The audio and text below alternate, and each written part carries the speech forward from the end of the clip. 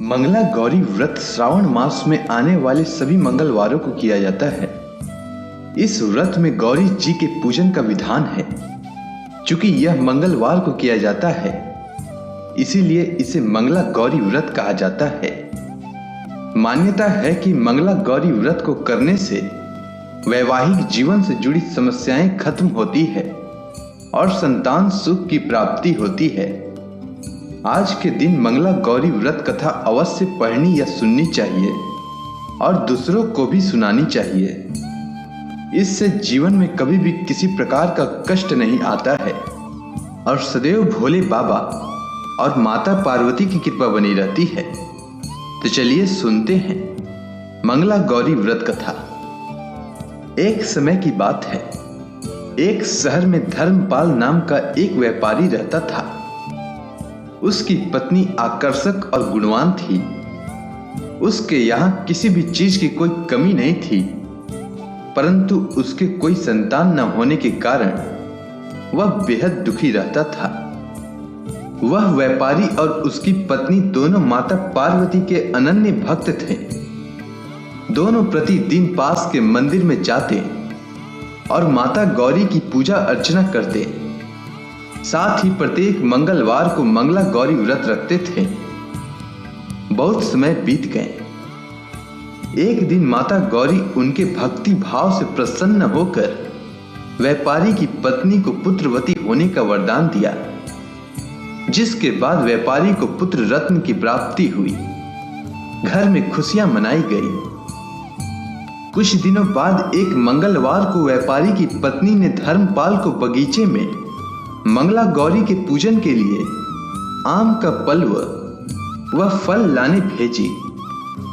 जब व्यापारी आम का पल्व व फल लेकर आया तो वह थोड़ा उदास दिख रहा था। पत्नी ने व्यापारी से इस उदासी का कारण पूछा तो व्यापारी फुट फुट कर रोने लगा। कहने लगा, हे प्रिय, जब मैं बगीचे में आम का फल तोड़ने के लिए पत्थर चला रहा था, तब एक पत्थर गलती से नीचे स्थापित गणेश जी की मूर्ति को जा लगी, जिससे क्रोधित हो गणेश भगवान प्रकट हो कहने लगे कि हे व्यापारी, किसी भी व्रत में सर्वप्रथम मेरी पूजा होती है और मेरी कथा सुनी जाती है, और तुम मुझे ही पत्थर मार रहा है। जाओ व्यापारी, तुम्हारे यहां माता की कृपा से पुत्र की प्राप्ति तो हो गई, पर आज मैं तुझे तेरी करनी के वजह से तुझे श्राप देता हूं कि तेरा पुत्र 16वें साल में मृत्यु को प्राप्त हो जाएगा। तब तुम्हें पता चलेगा कि दर्द क्या होता है। इतना सुनते ही व्यापारी की पत्नी व्यापारी को शांत कराते हुए बोली, हे नाथ, होनी को भला कौन टाल सकता है। माता गौरी की कृपा से हमें पुत्र की प्राप्ति हुई है और वही हमारे पुत्र की रक्षा का रास्ता दिखाएंगे। भरोसा रखिए और आज खुशी का दिन है तो खुशी मनाइए, बाकी सब माता गौरी पर छोड़ दीजिए। बालक के घर में आने से व्यापारी का समय कैसे बीतता चला गया, उसे थोड़ा भी आभास नहीं हुआ और देखते देखते उसका पुत्र लगभग 12 वर्ष का हो गया। व्यापारी अपने पुत्र को पढ़ने के लिए काशी भेजना चाहता था, पर इससे पहले उसने अपने पुत्र की इच्छा भी जाननी चाहिए। इस पर व्यापारी का पुत्र बोला, पिताजी, मुझे अब पढ़ने में थोड़ी सी भी रुचि नहीं है। मेरी प्रबल इच्छा है कि मैं लोगों की सेवा करूं। इस पर व्यापारी तनिक सोच में पड़ गया। धक से उसे याद आया कि गणेश भगवान ने श्राप दिया है कि उसकी मृत्यु 16वें साल में ही हो जाएगी। इस तरह से तो मेरे पुत्र का शेष आयु सिर्फ 4 साल ही बचे हैं, तो क्यों न इसकी खुशी जिसमें है वही किया जाए। यह सोचकर वह पुत्र से पूछा, तो बताओ पुत्र, मैं तुम्हारे लिए क्या कर सकता हूं। तब बालक ने कहा, हे पिताजी, आप मेरे लिए चौराहे पर 2 घड़े पानी और कुछ मीठा रखवा दीजिए और मैं आते जाते सभी राहगीरों को मीठा खिलाकर पानी पिलाने का काम करूंगा।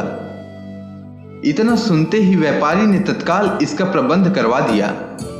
और फिर क्या था, बालक चौराहे पर बैठकर आते जाते राहगीरों को रोजाना पानी पिलाता और सभी राहगीर पानी पीने के बाद उसे युग युग जीने का आशीर्वाद देते। 16वां साल पूरा होने वाला था कि उसी रास्ते से देवर्षि नारद जी साधारण साधु के वेश में गुजर रहे थे। तभी बालक की नजर उन पर पड़ी। बालक दौड़कर उनके निकट पहुंचा और उनसे बोला, हे साधु महाराज, तनिक मुझे भी अपनी सेवा करने का मौका दीजिए। नारद जी बालक के करुण स्वर को सुनकर बहुत प्रभावित हुए और बालक के द्वारा दिए गए गुड़ को खाकर पानी पिए और उनके मुख से भी युग युग जीने का आशीर्वाद निकल गया। तभी उनके दिमाग में आया कि यमलोक गए काफी समय हो गया है, तनिक उधर का भी खबर ले लिया जाए। इतना सोचते ही नारद जी यमलोक के लिए प्रस्थान हो गए। वहां जाने के बाद देखते हैं कि यमराज जी महाराज कहीं प्रस्थान करने वाले हैं। तभी उनसे रहा नहीं गया, उन्होंने पूछ ही डाला कि महाराज, लगता है आप कहीं जाने के लिए तैयार हैं। इस पर यमराज जी बोले कि हाँ मुनिवर, आप बिल्कुल ठीक समझे। मैं पृथ्वी लोक पर एक बालक के प्राण हरने जा रहा हूं। तभी नारद जी ने पूछा, बालक, इतनी कम उम्र में भला वो क्यों? क्या उसका प्राण हरना इतना आवश्यक है? तब यमराज जी ने बताया कि एक व्यापारी का पुत्र है जो कि भगवान गणेश द्वारा शापित होने के कारण अल्प आयु है और उसकी मृत्यु 16वें साल में निश्चित है और आज उसका 16वां साल पूरा होने वाला है। पर आज भी वह बालक अपने मृत्यु से बेखबर राहगीरों को मीठा खिला रहा है और पानी पिलाकर उनकी सेवा कर रहा है। इतना सुनते ही नारद जी का माथा ठनका और बोले, आप कहीं व्यापारी धर्मपाल के पुत्र के बारे में तो नहीं कह रहे हैं? तब यमराज जी ने कहा कि आप बिल्कुल ठीक समझ रहे हैं महर्षि नारद। इतना सुनते ही नारद जी ने कहा, यह तो असंभव है महाराज। मैंने भी उस बालक की सेवा प्राप्त की है और मीठा खाकर पानी पीने के पश्चात उसे युग युग जीने का आशीर्वाद भी देकर आया हूं। भला एक ऋषि की वाणी कैसे असत्य हो सकता है? इस पर यमराज जी बोले कि यह सब मेरा काम नहीं है। मेरा काम किसी भी व्यक्ति का उसके निश्चित समय पर प्राण हरने का है, सो मैं करने जा रहा हूं। इसके लिए आप गणेश के माता गौरी के पास जाएं और उनसे ही बालक के प्राण की रक्षा के लिए याचना करें, तभी कोई काम बन सकता है। इतना सुनते ही नारद जी दौड़े दौड़े कैलाश पर माता गौरी के पास पहुंच गए और देखा कि वहां स्वयं भगवान शिव और गणेश जी भी बैठे हुए हैं। इसके बाद नारद जी ने सारा वृतांत कह सुनाया।